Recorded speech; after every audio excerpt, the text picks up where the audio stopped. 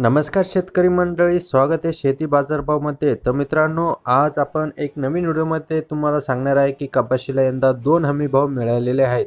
बऱ्याच ठिकाणी आता कापूस पिकाची निघणी चालू झालेली असून कोणत्या जिल्ह्यामध्ये कापसाला किती दर मिळणार आहे, कुठे बाजारभाव चांगला मिळत आहे, याची संपूर्ण माहिती तुम्हाला या व्हिडिओमध्ये बघायला मिळणार आहे।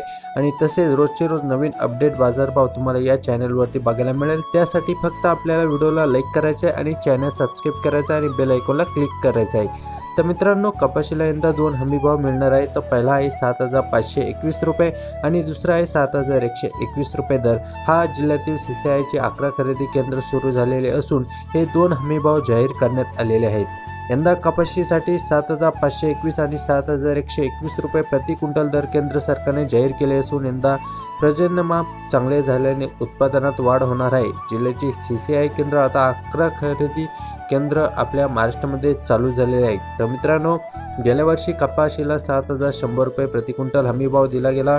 उत्पन्न अल्प आल्याने बहुतांश CCI केंद्र महिन्याभरातच बंद झाली होती।